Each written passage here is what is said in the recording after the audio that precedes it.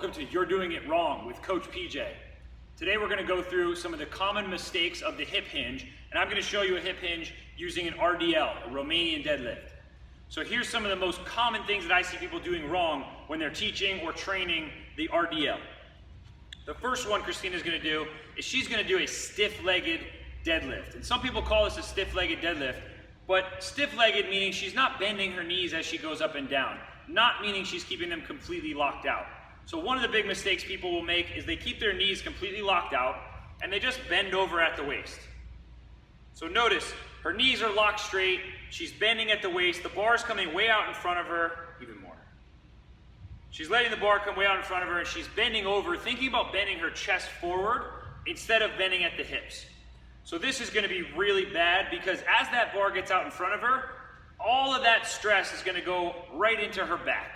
So right into her low back is now going to be controlling all that movement. The further that bar gets away from her, the more stress gets placed into the low back. And we don't want that in this hip hinge. Number two, with her knees locked out straight, she's putting a ton of stress into her hamstrings in this extremely stretched position where they're already maximally stretched out because her leg is straightened. So we don't want that either. We want to load the hamstrings eccentrically, but we want to do it in a much safer way. So it's going to be a really dangerous position, put a ton of stress into her low back, into her hamstrings, puts her joints in an unsafe position, and it's a lot less effective. What I actually want her to do is I want her to unlock her knees. So I call it soft knees, meaning her knees are unlocked, and now from here, her knees are not going to change positions. Now she's going to keep the bar close to her body, and she's going to hinge at the hips.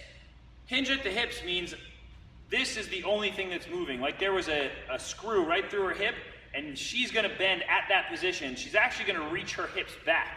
As she breaks at the hips and reaches her hips back, that's what brings her chest forward. So you notice the bar actually stayed in the exact same line. If I track this bar path, the bar didn't change positions, her body changed positions around the bar.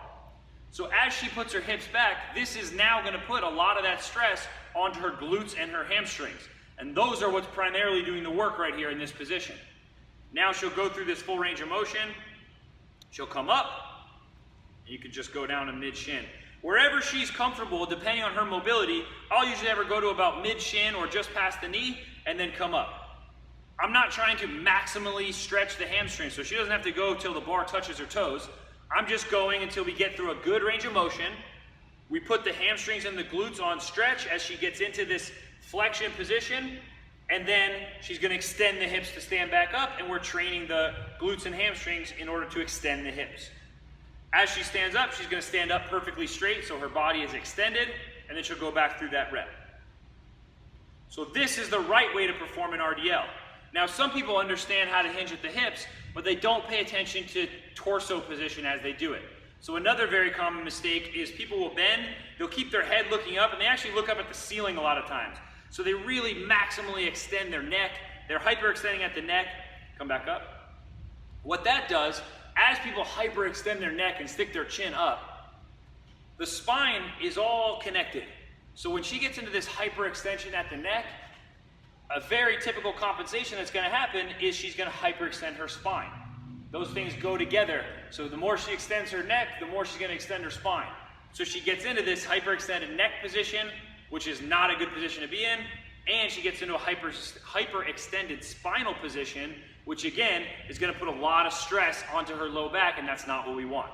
So I want her in a nice straight line.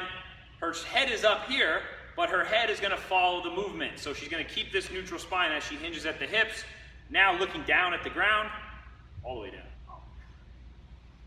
Now she's looking down at the ground, so she's got a nice neutral spine position. All of this stress is on her glutes and her hamstrings, and she's going to fire them back through and stand up in this upright position.